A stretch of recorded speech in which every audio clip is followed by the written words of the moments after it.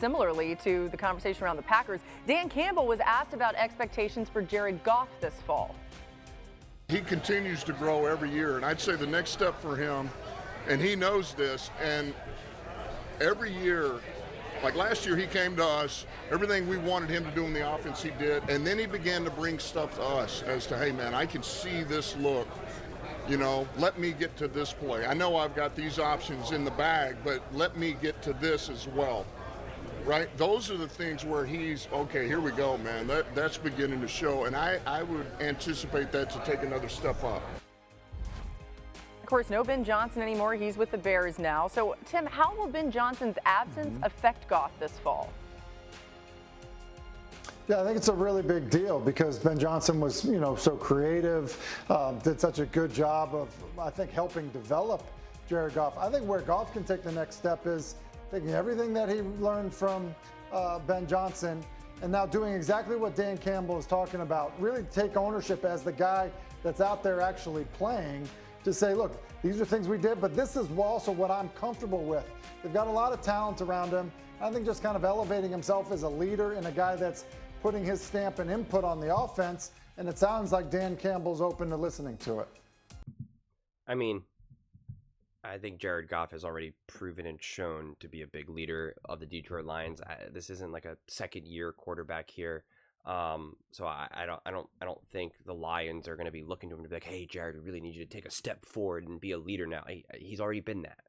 I mean, he's been the seasoned veteran of this, young and up-and-coming team. He's the quarterback who actually went to the Super Bowl on a completely different team. He was the one that actually had like concrete, measurable success in the NFL, surrounded by guys who were, new, either just drafted, whatever it may be, even new head coach, like new coordinator. So I think Jared Goff has been that grounding presence, honestly.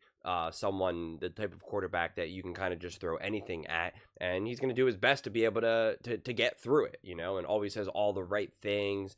Obviously really, really liked within the locker room, both in and out of the locker room. So I think that's kind of the wrong conversation, honestly.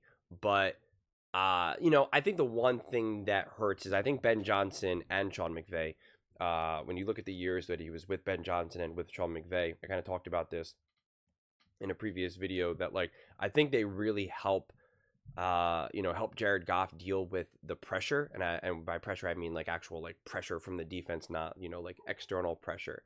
I think being able to deal with blitzes, giving options and what to do is something that they really help Jared Goff do. So I think part of some of the pullback that we'll see with the Lions and Jared Goff is my guess is that I don't know if he'll take more sacks, but my guess is that he'll have a higher pressure to sack percentage, which again, it's not the worst thing in the world, but it will be something that they're going to have to try to work around and delegate and kind of deal with. And that will be a collaborative, that should be at least with the new OC and Jared Goff, in terms of kind of how to get through that. What are the options? What are the easy reads? What are the quick, spit the ball out, got to get rid of it, etc., etc. How to minimize some of this impact. And I think it's actually good.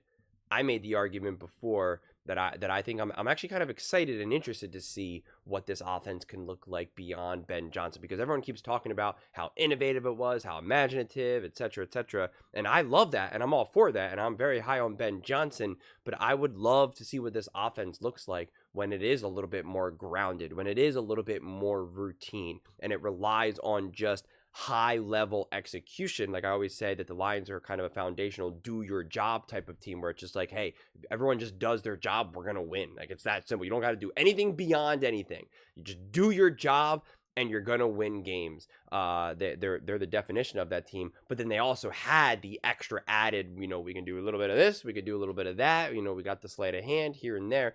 And I think that's all fun, and that's great, and that's energizing, it's exciting, it's cool to watch, but I don't think you always need that. And I'd love to see the Lions evolve past that. We saw a little bit of that even in the playoffs this last season against the Commanders, and at that point it fundamentally did not make sense. Even Tom Brady pointed it out, and I'm just like, I am ready now to see something a little bit different. I would love to still have Ben Johnson be the OC, but if I was Dan Campbell, I would say, buddy, I love what we're doing offensively, everything about it, but like, I want to get away from just relying so heavy on some of these trick plays, some of like the really exciting plays to energize us. Like, I want to do those plays too, but I don't need that to be a foundational, foundational, identity, an aspect of our identity anymore. I want to see what else we can do. I want to see the different ways we can win. And I'm excited to see, them kind of evolve out of that. I'm interested to see what that looks like. But it's going to be different. Obviously, it's going to be different both offensively and defensively. I think you can be a big Lions fan and still admit that things are going to be different. Things could potentially be a little rocky, at least in the beginning. Like, even if you hit 2 home runs with your coordinators and the new hires, I think there's still plenty of room for it to be kind of like, a little bit rocky in the beginning of the season. Look no further than the Philadelphia Eagles hiring 2 new coordinators. Even though both those coordinators ended up being a home run, things took a little bit of time to kind of get into the rhythm of things, and ultimately they obviously did and won a Super Bowl. So it's not hard to anticipate that they are going to have, a little bit of a rocky road in the beginning of their season potentially. That's why I'm really interested to see who they play in the beginning of the year, if they can afford a couple of these kind of like unfortunate losses, and also if they can eke out some wins, because it matters.